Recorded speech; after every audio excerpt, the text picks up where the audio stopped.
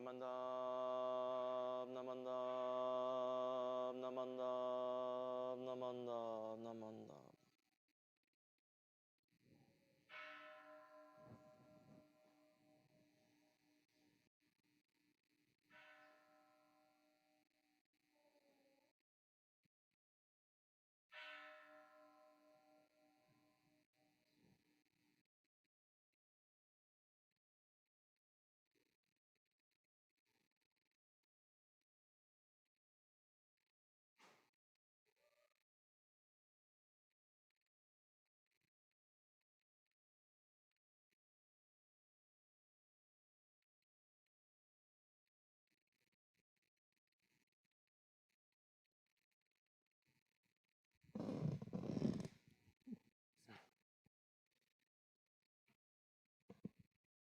Good morning.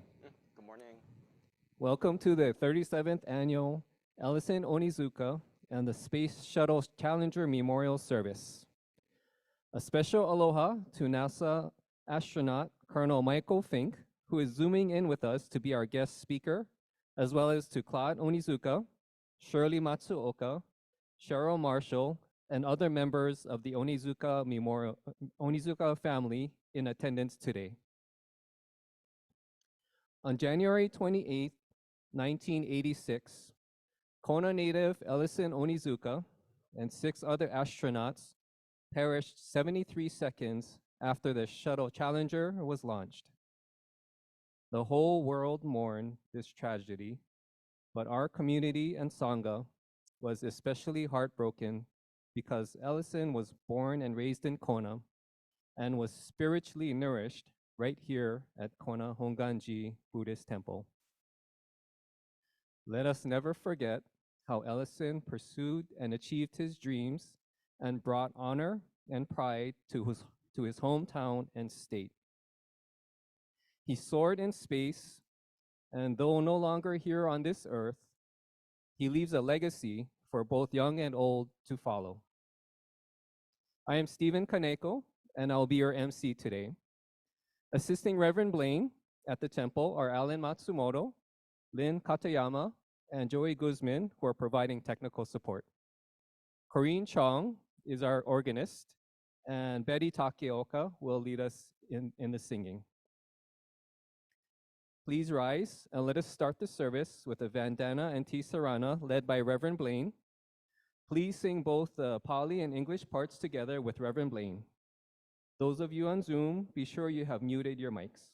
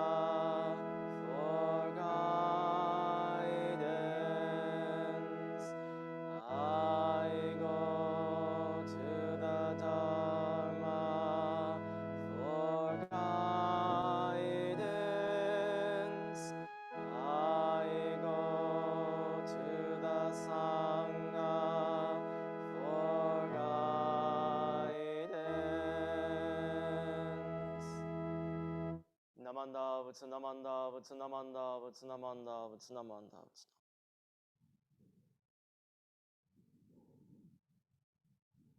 Please remain standing for an aspiration which will be shared by Reverend Blaine. Please join me in Gasho. As we gather to remember ELLISON ONIZUKA and the crew of the Space Shuttle Challenger, we reflect upon the spirit of adventure and wonder with which they lived. We reflect upon the values of courage and sacrifice and the power of imagination and hope to transform our world. We take heart his words to future generations on how to make a difference. They are the adventurists, the explorers, the doers of this world. When they see a wrong or problem, they do something about it. When they see a vacant place in our knowledge, they work to fill that void. Rather than leaning back and criticizing how things are, they work to make things the way they should be. They are the aggressive, the self-starter, the innovative, and the imaginative of this world. Whether we journey through the stars or into our own hearts and minds, we should always strive to live with this sense of awe, discovery, and responsibility. This is what ELLISON ONIZUKA continues to teach us 37 years after his birth in the Pure Land.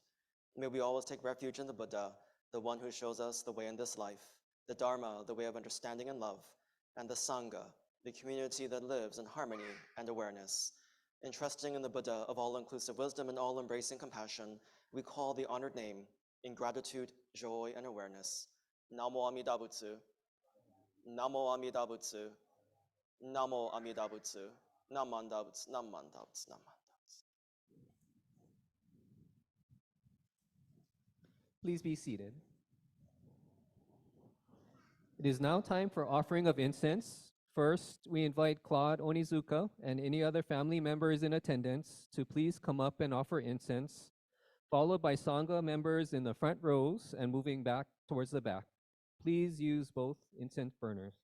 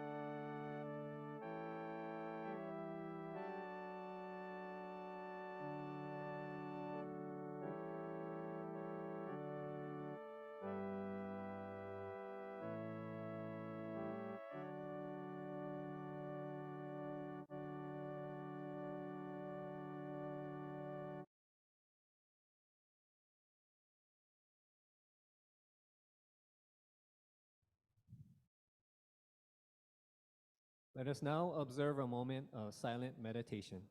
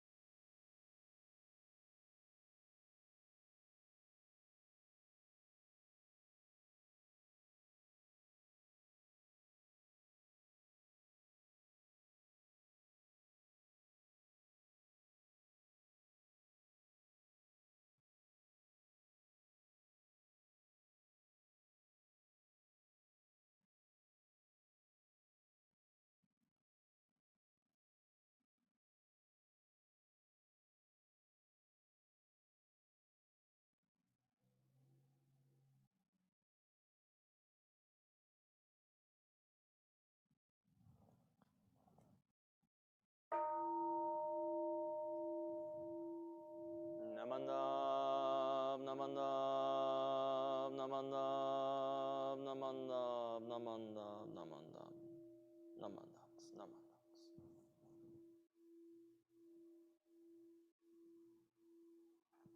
Reverend Blaine will lead us in the chanting of the sutra, verses reaffirming the vows. Words can be found on page 117 in the Jodo Shinshu service book. It's the red one, and also on your screen. So again, please turn to page 117 in the Jodo Shinshu service book.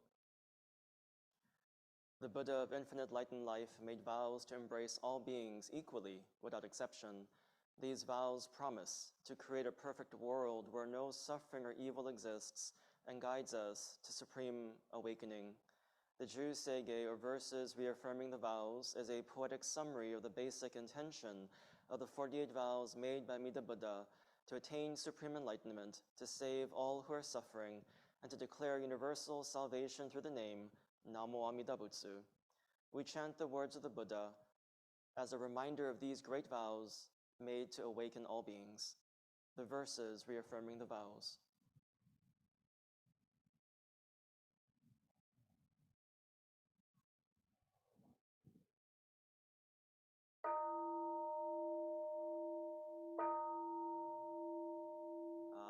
I have made unrivaled vows and will reach the highest path.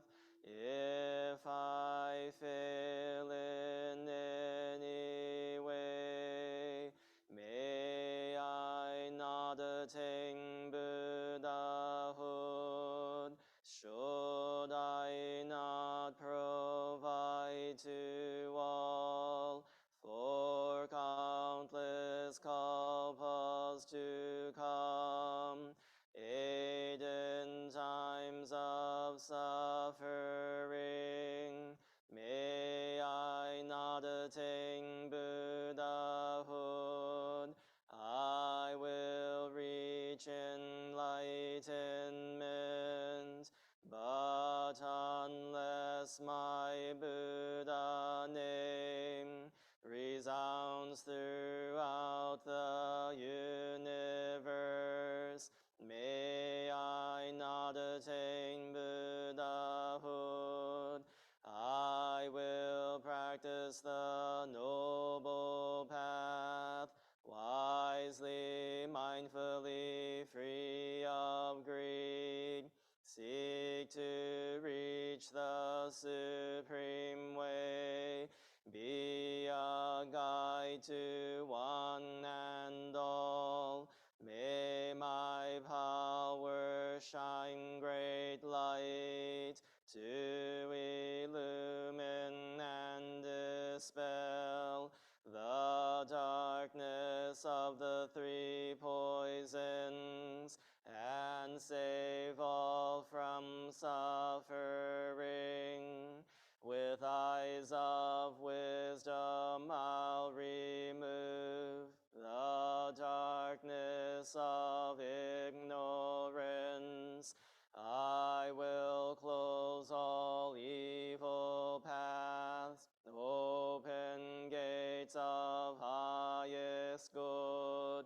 When I attain Buddhahood, light will shine throughout all lands, light brighter than sun and moon, outshining all heavenly lights, giving my virtues to all, not forsaking anyone.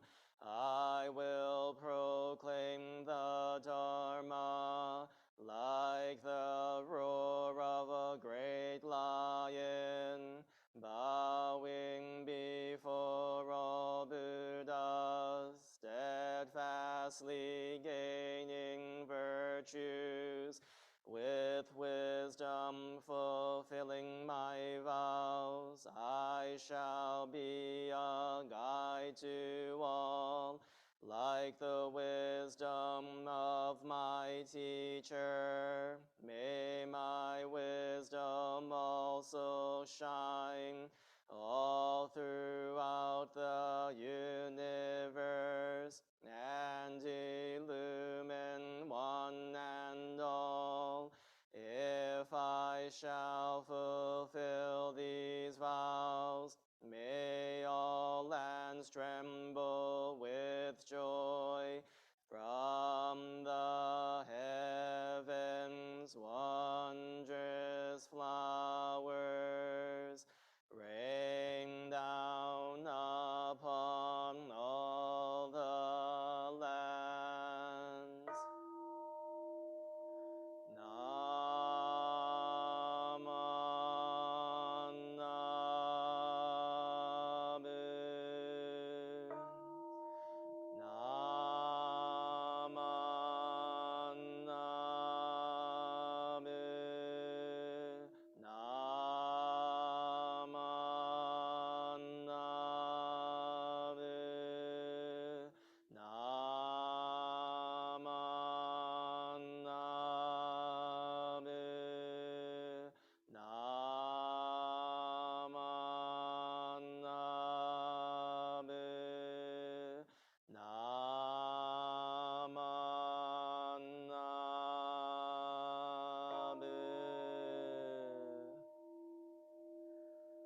The virtue of Amida's vow is shared equally by all, together attaining awakened mind. We are born in the land of peace.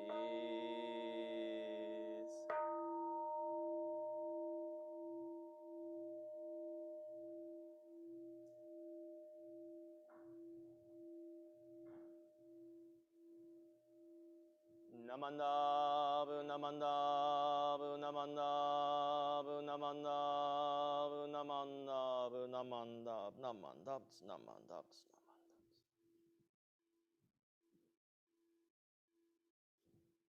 Please rise for the Gatha, Namo Amida Butsu. Words can be found on the handouts and on your screen.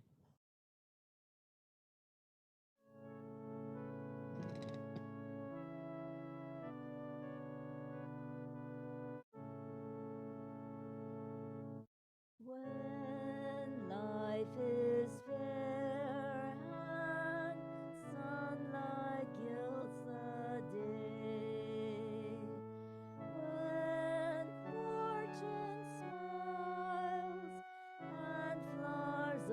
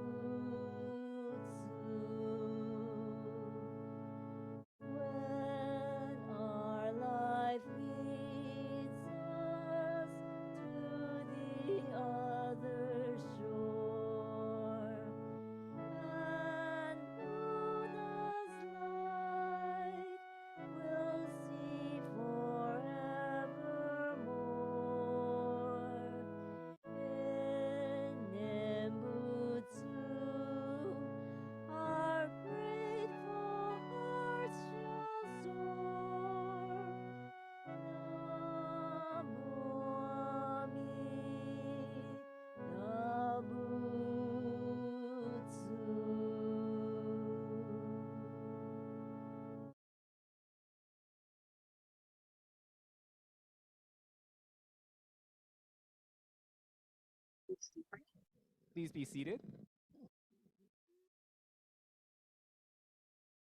This morning, thanks to the efforts of Claude Onizuka, we are once again honored to have as our guest speaker our favorite NASA astronaut friend, Edward Michael Mike Fink, Colonel, U.S. Air Force retired. We're also grateful that Cheryl Matsuoka Marshall, Ellison's niece, will introduce Colonel Fink. She is zooming in from Atlanta, Georgia. Cheryl? Yes. Okay. Good morning, everyone. We're so fortunate to have Colonel Michael Fink from the U.S. Air Force, retired NASA astronaut, as our guest speaker today. Colonel Fink was selected as an astronaut by NASA in 1996. The Pennsylvania native is a veteran of 3 space flights, Expedition 9 in 2004, where he served as science officer and flight engineer during his 6-month stay on board the International Space Station and performed 4 spacewalks.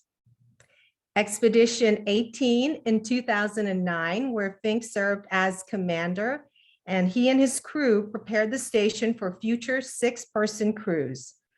And STS-134 in 2011, where he served as mission specialist and completed 3 spacewalks.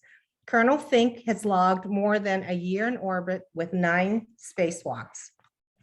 He attended the Massachusetts Institute of Technology, MIT, on an Air Force Reserve Officers Training Corps scholarship and graduated in 1989 with a Bachelor of Science in Aeronautics and Astronautics, as well as a Bachelor of Science in Earth, Atmospheric, and Planetary Sciences.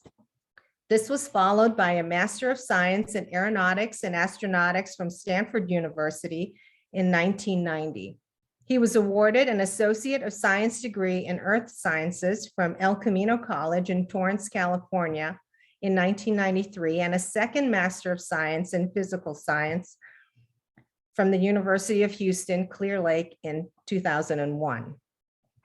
In addition to 2 NASA Distinguished Service Medals and 3 NASA Space Flight Medals, Colonel Fink is a recipient of the first International Space Station and Leadership Award, as well as the Defense Superior Service Medal, Legion of Merit, and Meritorious Service Medals, among others, for his military service. He is a distinguished graduate from the U.S. Air Force ROTC Squadron Officer School and Test Pilot School programs, and the recipient of the U.S. Air Force Test Pilot School Colonel Ray Jones Award as the top flight test engineer, flight test navigator in the class of 93B. Colonel Fink and his wife have 3 children. In addition to spending time with his family, he enjoys traveling, geology, astronomy, learning new languages, and reading. He is conversant in Japanese and Russian. We're so honored to have Colonel Fink join us today to remember the Challenger crew, and especially my uncle, Ellison Onizuka. So please give a warm Kona welcome to our guest speaker and friend, Colonel Michael Fink. Thank you. Good morning. Can everybody hear me? And also, I just see that on Zoom that Lorna-chan, Lorna Onizuka, has joined us, and she is here also in Houston, Texas, I believe. Yes, I am. Good morning, Ohio.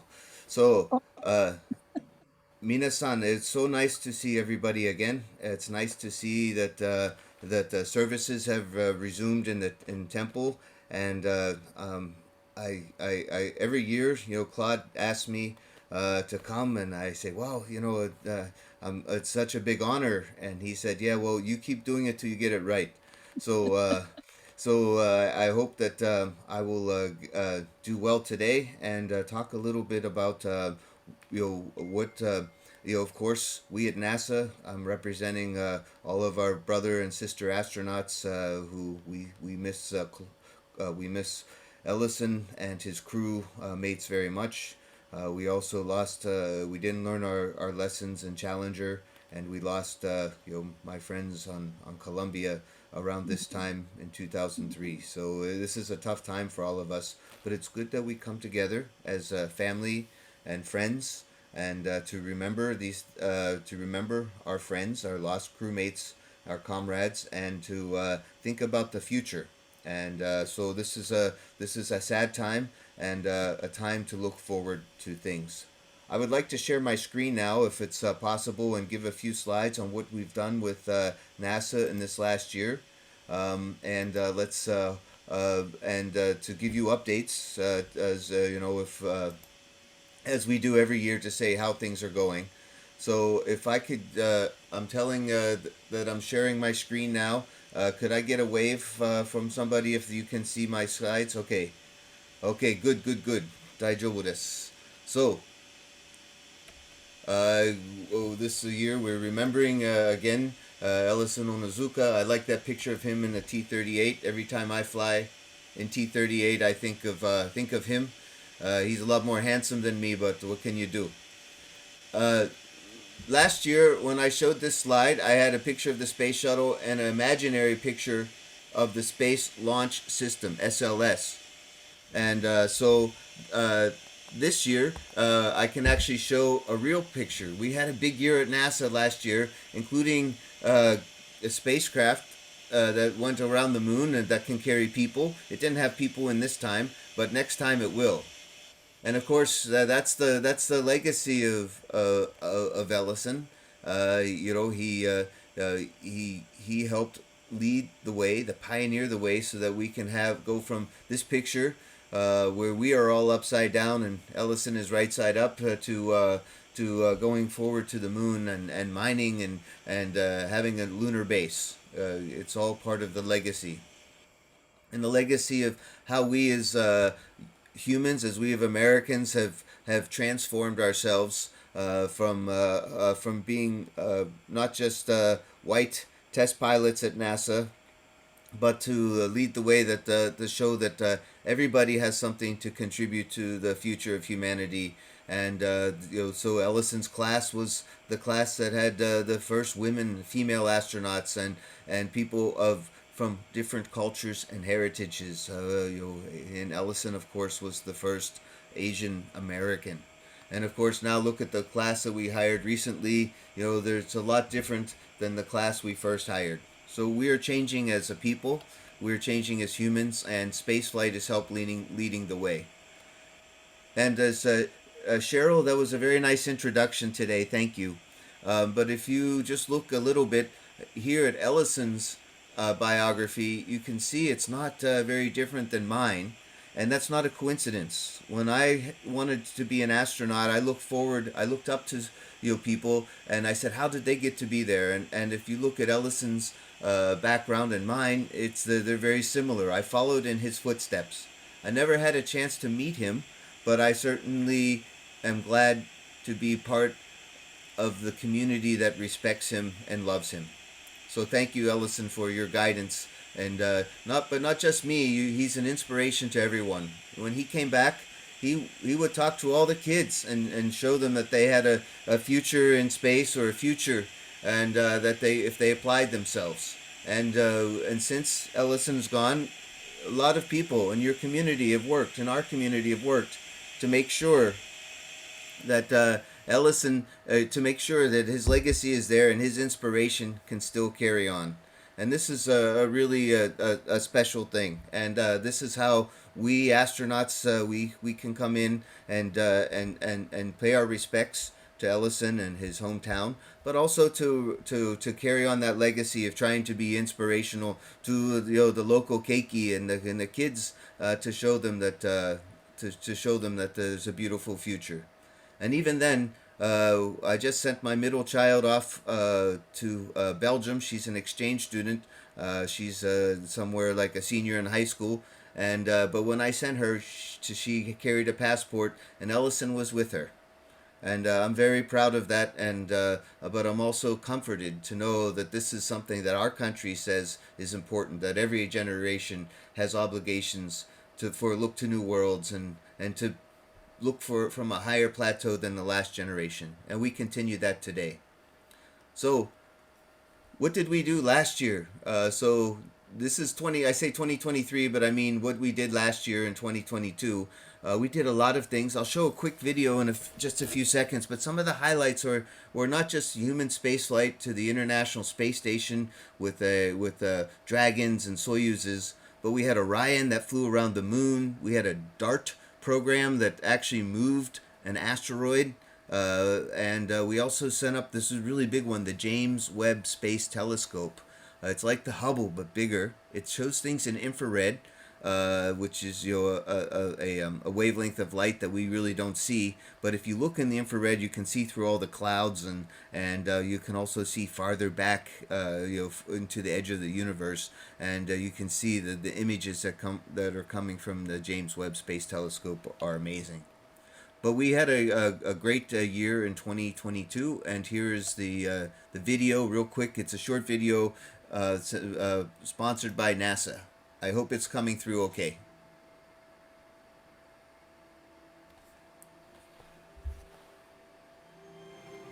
Throughout America's story, there are defining days. Days when minds change, hearts fill, and imaginations soar. Days when visions transform the trajectory of the American story, which is our story. Doing what is hard and achieving what is great, that is what stirs humankind. That's what unites us. With inspiration and innovation, no Herculean effort is too large. No moonshot is beyond our reach. And liftoff of Artemis 1. A new generation, the Artemis generation, stands ready. Ready to return humanity to the moon and then to take us further than ever before to Mars.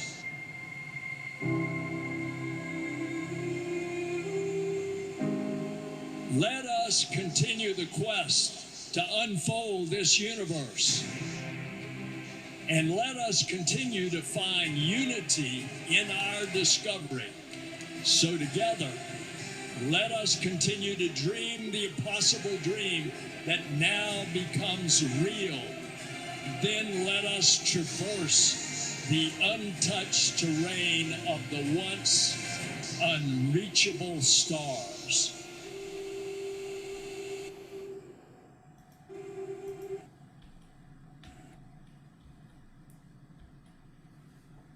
I always have trouble switching from YouTube video to the next slide, so let's see if we can get there. There we go, yes. Okay, so last time when we talked, there was a question about what are the Chinese doing in space? And I didn't give a good answer last year, but this year I did. They're building a space station. It's not the International Space Station. It's called Tiangong. You can notice the Chinese characters up here. Tian is heaven and Gong is like a palace. So Tiangong also kind of means temple. So maybe you're looking at a space temple from a temple in Kona. But so they're building a space station themselves, partly because they are not invited to work with us on the International Space Station, which is unfortunate. But in any case, they're progressing along. They send, just like we do to the International Space Station, they send crews up and down on a rocket and a capsule, and they've it looks a lot like the Russian one. And they built a space station. It has 3 modules now and a robot arm. And then, of course, we are working on Artemis at NASA, and that's our future. So we're making a lot of progress and going back to the moon. We think one time we said we'll have people on the moon in 2024, but it's probably going to be closer to 2026. And then, in my personal sphere of things, we've been working on the Starliner, which is like the SpaceX Dragon. It's a capsule to go up and down to the International Space Station. And we had a good year last year in that we sent up an uncrewed test flight. You might remember 2 years earlier we tried, and then Boeing had some software problems, so we've actually got through those problems and were able to successfully complete the mission last year. And then this year we're going to send up two people to the space station for about a week, maybe 10 days, and they moved the crew around. Nicole Mann, she's up in space right now. Chris Ferguson retired, and I got moved to the second flight, which was good because it's a long flight, and I'll have a chance to spend another 6 months aboard space station. So I'm excited about that, and I'm still the backup for Butcher Sonny, so that if they can't fly, I can step in for them, and then I'll be ready to go fly on the next flight.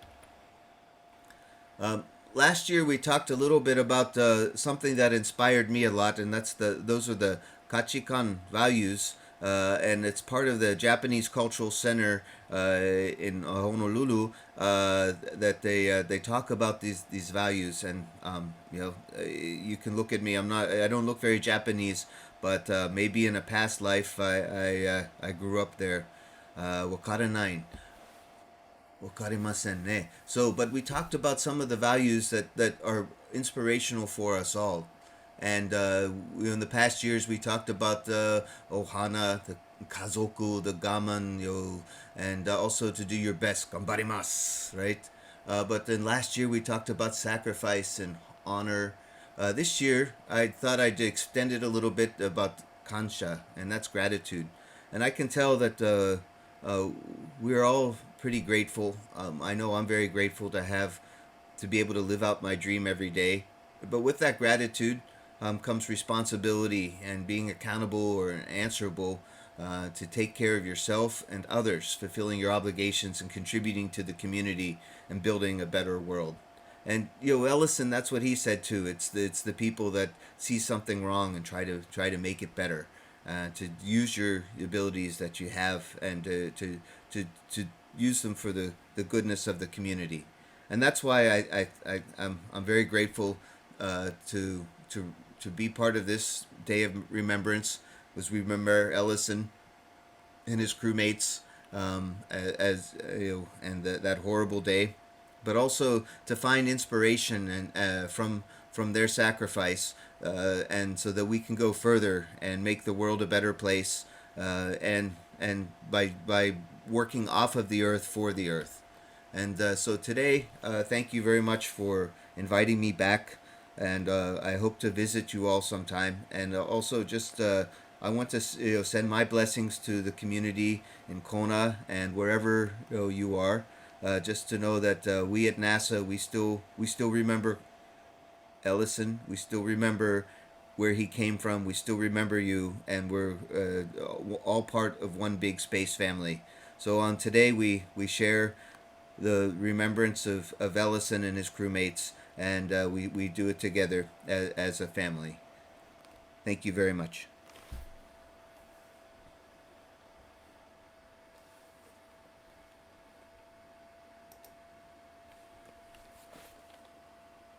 Thank you very much, Colonel Fink. Your talks about space are always so fascinating. We'd like to open it up to any questions that the Sangha audience might want to ask Colonel Fink while we lucky to have him here. And we'll bring a mic to you and we can ask a live astronaut here.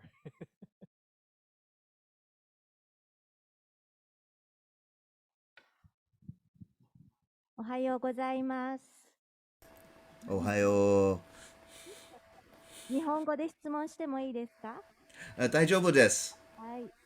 では、今宇宙にたくさんゴミがあると聞いているんですけれども、それがインターナショナルスペースステーションにぶつかる可能性はすごく高いんでしょうか？そうですね。ちょっと日本語喋ることはできますけど、ちょっとわかりませんでした。すみません。I try English then. I heard there's a lot of space debris あ、そうですね。 crash, and is that gonna hit the International Space Station, or are they safe in the space? Like they floating the different elevation or はいはい、わかりました。すみませんね。そう、英語、説明は英語です。So the answer will be in English, but I can try Japanese on that. But in space, there is a lot of debris in low Earth orbit. And in fact, you may hear on the news that one of our lifeboats, which is the Soyuz spacecraft, actually, we think, got hit by space debris. Nobody was inside, but it damaged the Soyuz enough. It has a cooling system, much like your automobile, your car does, and all the coolant floated out. And so there's no cooling available. So right now, we're sending up a new Soyuz spacecraft, uncrewed, no people inside, to replace the one that got damaged. So space debris is important, and it's very tricky. The big space debris we know about because we have telescopes on the planet, including in I think we have one in Maui that also detects space debris. And if we have some coming, we move the space station up or down in its orbit and avoid space debris. But the little things, the tiny pieces we can't see, and those are the things that we think hurt the Soyuz spacecraft. So it is not space is not a safe place, but we do our best to make it as safe as possible. Thank you very much. ありがとうございました。こちらこそありがとうございました。すみません。日本語をちょっともっと勉強します。頑張りますね。Any other questions? Audience? Does Harrison have a question?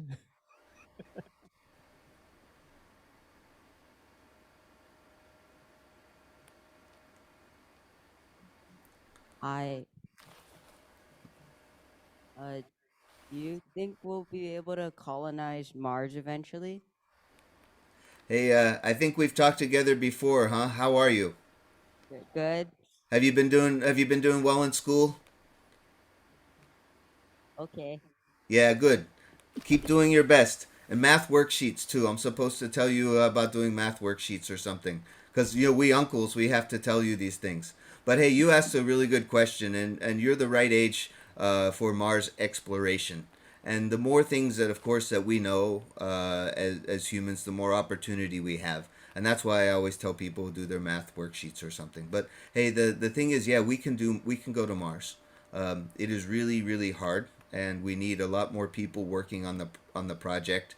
But that is why there's companies out there. I think Elon Musk says that's why he wants to. Why he made the SpaceX company is so that we can go explore Mars. And you saw what our administrator said. That's part of our national goals is to someday put a base on Mars and a colony too. And we have to be really careful because Mars is not a very nice place. It really doesn't have an atmosphere. It has a very tiny one, but not a very big one. In fact, it's much thinner in Mars than it is on the top of Mount Everest. So we have a lot of work cut out for us. So we need a lot of people to help us with the science, the technology, the engineering, the math. And of course, in Hawaii, there's a lot of smart people like yourself. But also, we use Hawaii as a analog for Mars bases and lunar bases, so that we know how to do these things. So yeah, we can go to Mars. It won't be certainly in my career, but we're taking the first steps now by not just going back to the moon to visit, but to make a base on the moon. And from that base, we will learn how to make bases, and we will be able to go to Mars. So thanks for your question. Good to see you.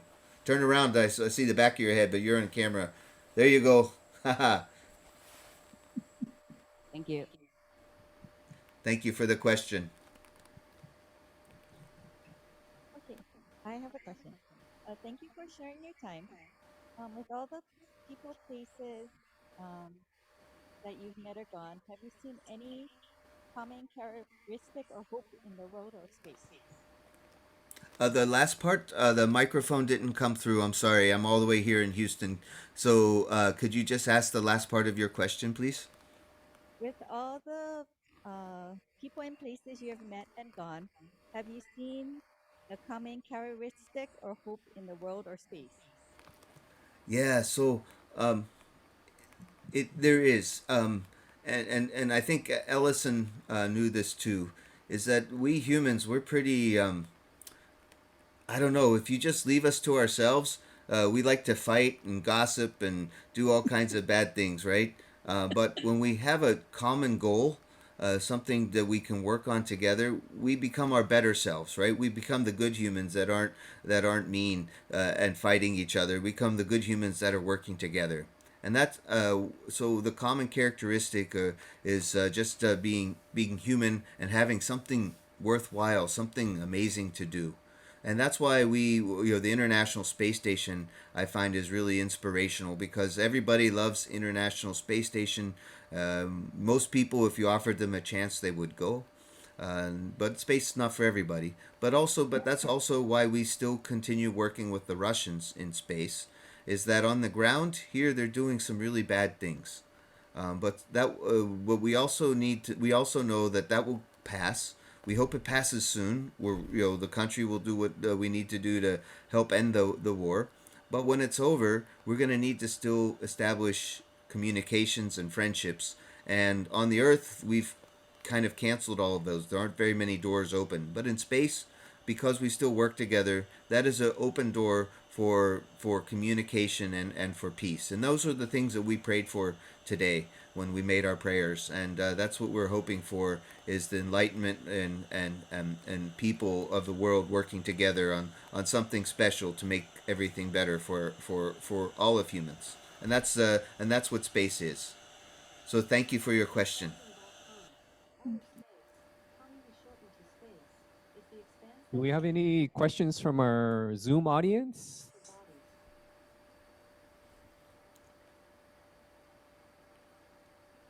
No? Any other last minute questions here in Kona? Yeah, one more.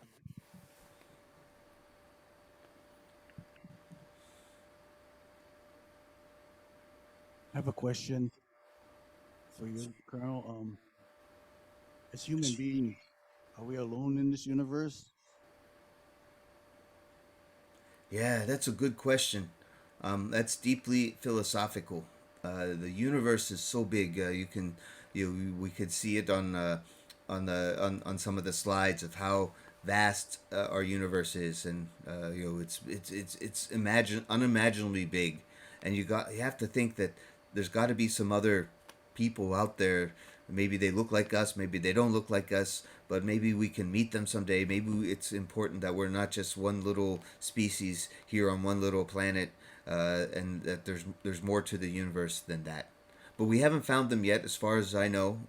It's a super big universe, and I'm hesitant to think that it's just empty of life, and that's why we need to keep exploring to find these things out. And I hope that the aliens that meet us will meet the good parts of humans, right? Maybe the Star Trek kind of humans that are all working together and that are coming in peace, and not the bad kind of humans that we've have shown ourselves to be, and with colonization efforts and cultural wars and things like that. It's always tough when two cultures meet. But I'd like to think that when we meet the other people that are out there, there's got to be that we're at our best selves. So we have a lot of growing to do as humans, and I know I personally do too. So we'll all keep working at it, and we'll be ready for that day when we meet some other people, and so that's going to be interesting. But the world is big. Our world is small, but the universe is big. Any other questions? I have a question. Is our ultimate goal to leave the Earth? I mean, we're exploring space, but is our goal to? I mean, we have water. I mean, we're looking for water. We have water. I mean, what's going to happen to Earth? I mean, well, we have a lot of. So I think what the goal is, right? Because we as humans, we can never agree on anything. Um, but I think what our goal is that if we move, not everybody, but if we move off the Earth because the population keeps getting bigger, we keep using our resources, we keep causing pollution, We keep, we have this climate change that's going on, and if we take some of those things off of the planet and use the resources that are out in space that don't have ecosystems and things that you have to watch out for, then we can use the resources of the moon and use the resources of Mars. Then planet Earth becomes the paradise that it was always meant to be, and we take the industry away, and people can live comfortably on planet Earth, and it becomes the garden, and the rest of the children, we go out and we explore the universe, and we can always come back home. But we also make new places out there, and make Mars our new home and the moon a new home, and eventually go explore the stars. And this is a great thing, and it still leaves Mother Earth nice and safe, and the paradise it was meant to be. Now you and Kona are always lucky because every day I think is paradise, but except for the Vogue. Claude tells me that you're having some Vogue lately, but even then, the rest of the Earth can be a paradise too. And so I think we'll have humans all over the place, but it won't be that we'll all have a higher standard of living and a better life because we have explored space. A question again. We're looking for other places to live. I mean, the moon, Mars. I mean, there's nothing there. I mean, how can you build things? How can you live there? I mean, how do you? I mean, you don't have lumber. You don't have, you know, petrochemicals that you can make things out of. I mean, what can you find? There's nothing out there, right? Well, that's a really good question. It's not nothing, but what we have to make try to how do you live off the land like that? So this is where NASA is right now, and we're spending a lot of science research grant money. You can find people in Hilo at the university, and also at the University of Hawaii in Manoa, and we're asking people, hey, what can we do with the lunar soil, right? They call it regolith. In fact, my daughter did a science experiment for science fair of can you grow stuff in the regolith, and it turns out it's not super good. But if you mix some dirt into it, maybe you can. You can also inside the regolith. There's really a lot of titanium, iron, aluminum, and so how do you have these big machines that can take this regolith and spit out these ingots, Minecraft style of aluminum and iron and titanium, and then you can build things with that. So you don't have lumber, but you build everything out of aluminum or titanium.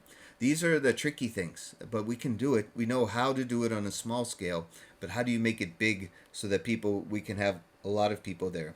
There's a lot of oxygen in the regolith. So if you bake it with solar power, oxygen comes out. But that's good. So we breathe the oxygen, right? But we also need to have plants that can take the carbon dioxide. We also need nitrogen because there's a lot of nitrogen in our air to keep the pressure.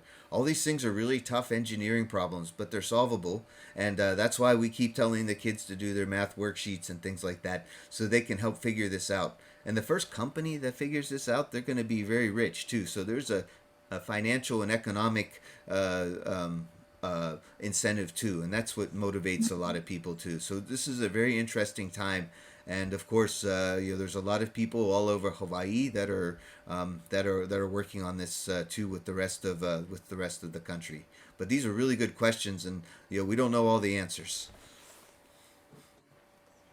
Well, thank you again for your awesome presentation, Colonel Fink. So we're all so grateful to have a NASA astronaut, at this annual memorial service.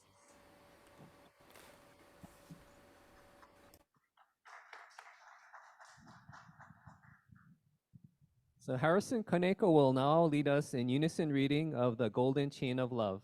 Words can be found on the laminated sheet in the back of the pews and on your screen.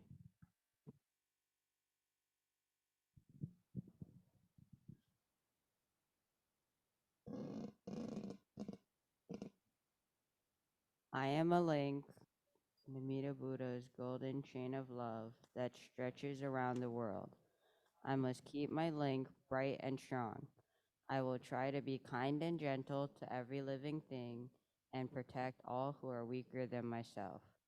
I will try to think pure and beautiful thoughts to say pure and beautiful words, and to do pure and beautiful deeds, knowing that on what I do now depends not only on my happiness or unhappiness, but also that of others. May every link in Amita's golden chain of love be bright and strong, and may we all attain perfect peace. Amen.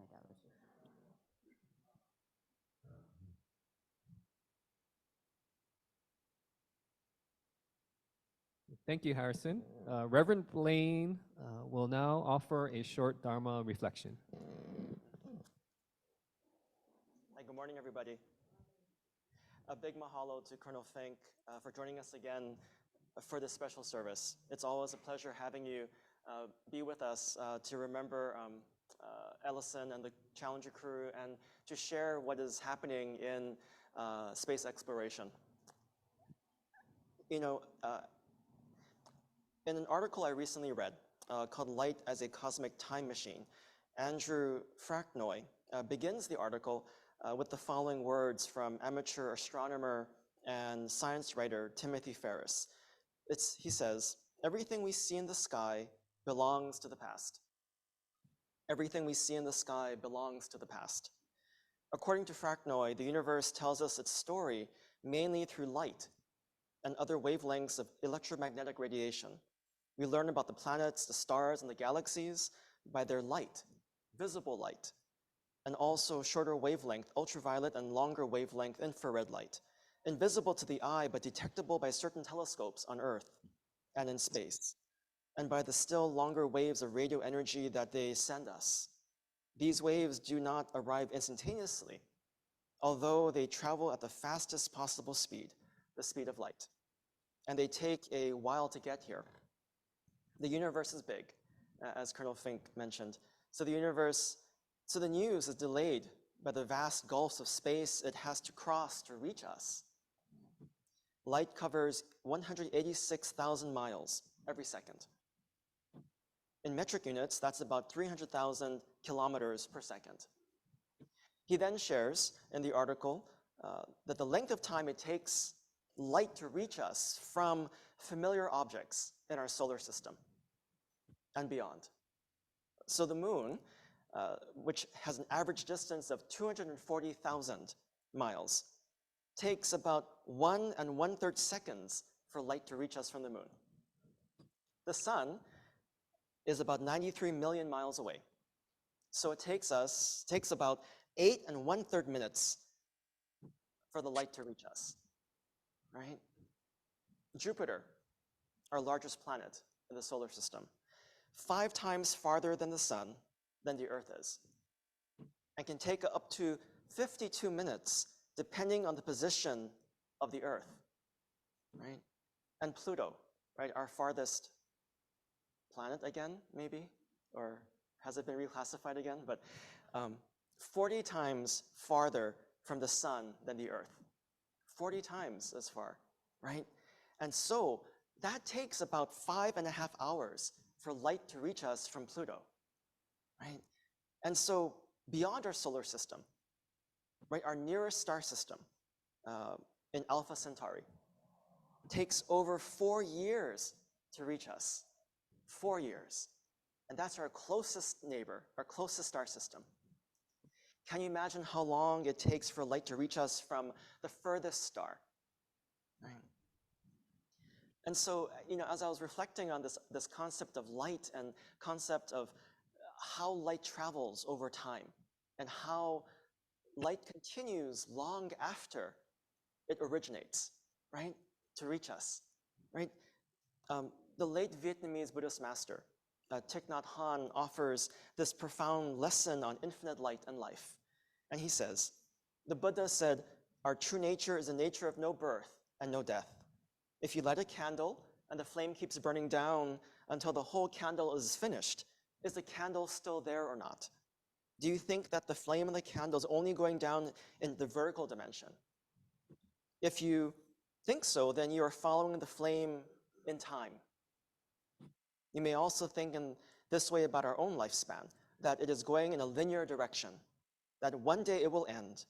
You may think that you were born on a point on a vertical line, a point you may call maybe 1960 or 1975. You may think that you will die on a certain point and somewhere farther down that line, which you may call 2040, although that's not too far from now, right? All you can see is yourself moving in time like a candle, but you are not just moving in a linear direction. We are not just moving in one direction in time. You might think that the flame is just going down. You might think that the candle will die. In fact, the flame is going out in many other directions, that it is giving out light all around it, to the north, the south, the east, the west. If you had a very scientific instrument, you could measure the heat and the light that the candle is sending out in all directions into the universe. Right? The candle is going into you as an image, as light, as heat. Right? Each of us is like this candle. Each of us, through our thoughts, through our words, through our actions, gives off light.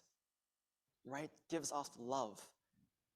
Extends light that goes far beyond our lifetime, our lifespan. Right? And so if we say something kind, our kind words go in many directions, and we go with them. Right? So this service we come to every year, and we hold and we remember and we reflect on the light that we continue to receive from ELLISON and the crew of the Challenger. Right? That ELLISON Onizuka's light continues to shine in our lives 37 years after his birth in the Pure Land. In becoming one with Amida's light, he continues to illuminate our lives by helping us to see the world of awakening, the world of possibilities, the world of wonder that is always present. This is why we gather, to remember, as we place our hands together in Gasho, to offer our profound gratitude for how precious and how remarkable our lives truly are. Please join me in Gasho. In trusting in the Buddha of all-inclusive wisdom and all-embracing compassion, we call the Buddha's honored name, Namo Amida Butsu, Namo Amida Butsu, Namo Amida Butsu, Namanda Butsu, Namanda Butsu, Namanda Butsu. Thank you again. Thank you, Reverend Blaine. We will now have the offertory presentation. Thank you for your generosity, everyone.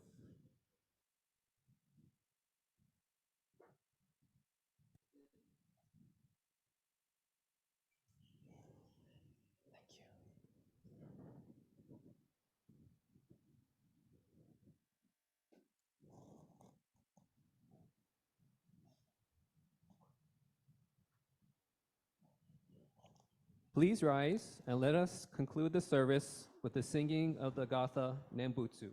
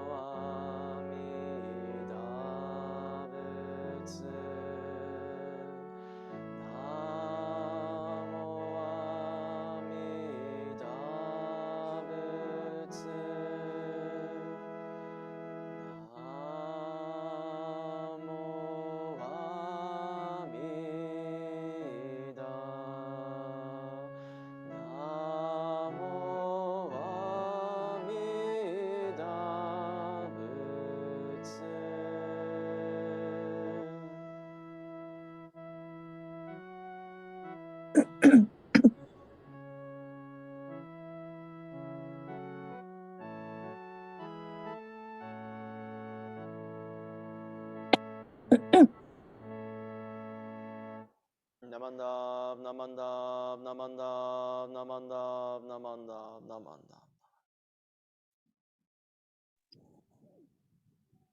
Please be seated. This concludes the 37th Annual Memorial Service for the NASA astronaut Colonel Ellison Onizuka and the crew of the Space Shuttle Challenger. And here are a few announcements. Upcoming services and events. Next Sunday, February 5th at 10 a.m., there will be a regular Dharma family service. On Sunday, February 12th at 10 a.m., we will observe Nirvana Day service or Shakyamuni Buddha's memorial service. In-person guest speaker will be Reverend Christina Moon, a Rinzai Zen priest from Daihonzan Chozenji on Oahu. On Sunday, February 19th, once again, we will conduct the annual Kyodan membership meeting. At 10 a.m., we will start with a short service in remembrance of Sangha members who passed away last year, honor our Kerokai members who have reached the age of 80, and welcome new members. The membership meeting will occur after the service, which will be followed by a New Year's luncheon with Ono food, fellowship, and lucky number drawings. To get a good head count for lunch, please register by Friday, February 10th by calling the office or clicking on Reverend Blaine's link that he sends out on Friday. And just fill out a simple online form. Regular Dharma Family Service and BWA membership meeting will be held on Sunday, February 26th. A few reminders. Be sure to open and click on attachments that were included with Reverend Blaine's weekly update, which he emailed this past Friday. If you have not done so yet, please pick up your pre-ordered 2023 Honpa Honganji Mission of Hawaii calendars. We also have 125th anniversary souvenir books and appreciation gifts. And we also have 125th anniversary merchandise items and free COVID test kits still yet. So please come by and pick them up. Are there any other announcements? I forgot to mention that we are having next week, Saturday, February 4th, is the Waimea Cherry Blossom Festival. And our temple is once again doing the mochi pounding demonstration. And I believe we're still looking for more volunteers to come out and help, especially with the pounding of the mochi and cutting and forming the mochi. Linda just mentioned before she left that she's going to borrow the van and she's going to take up members that want to catch a ride. She's planning to leave the temple at about 7 o'clock so that we can be at the Waimea site by about 8 o'clock. So if you're free and wanting to volunteer, please come out and help. Any other announcements? Can I say something? Can I say something? Hello? Oh, yes, go ahead. Hi, Lorna, we can hear you. Okay, can you hear? I appreciate being able to join everyone today. Thank you, Reverend Blaine, the people in the temple, and those that have family and friends that have joined via Zoom. Special thanks to my dear friend Spanky, who you are known by others as Mike Fincke, for memorializing Al's life and his legacy. I think you are a very nice Auli man with a Japanese soul. And we love both of you, whichever one you want to be. And but I want to thank everybody. I'm glad to see Al's sister Shirley right there. I'm looking at you, Shirley. Okay. And thank you everyone for today's beautiful service. Mahalo.